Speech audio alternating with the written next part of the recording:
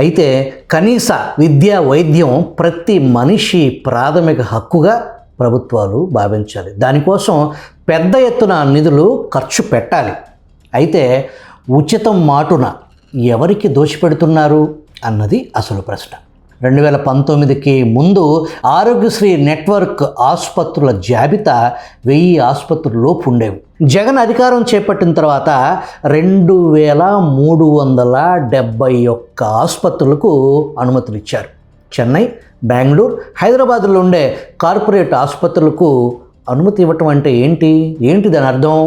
బరితెగింపుకు, పరాకాష్ఠకు నిదర్శనం. కూటమి ప్రభుత్వం ఆ అనుమతులు రద్దు చేసి ప్రజల సంపద కాపాడాలి. ఈ రాష్ట్రంతో పనిలేని వారికి ఇతర రాష్ట్రాల్లో చికిత్సలు ఏంటని ప్రశ్నించేవారు ఉన్నారు. అక్కడైనా ఇక్కడైనా అక్రమార్కులకి కొదవే లేదు. విజయవాడలో ఒక ప్రముఖ ఆసుపత్రి నిర్వాకం చూద్దాం. గతంలో అనేక అక్రమాలకు పాల్పడిన ఆసుపత్రి యాజమాన్యంపై తూతూ మంత్రంగా చర్యలు తీసుకోవటం, మళ్ళీ ఆరోగ్యశ్రీ సేవలకు అనుమతులు కల్పించడం ఎలా అర్థం చేసుకోవాలి? ఆ ఆసుపత్రిలో ఒక క్యాత్ ల్యాబ్ ఉంది. రోజుకు ఎన్ని యాంజియోగ్రామ్స్ చేయొచ్చు? ఆ రోగుల్లో ఎంతమందికి స్టెంట్స్ లేదా సర్జరీలు ఒక రోజుకు చేయగలుగుతారు అనే సాంకేతిక లెక్కలతో పని లేకుండా వందల వేల యాంజియోగ్రామ్స్, సర్జరీలు చేసినట్టు అడ్డగోలుగా బిల్లులు సమర్పించడం నిత్యకృత్యమైంది.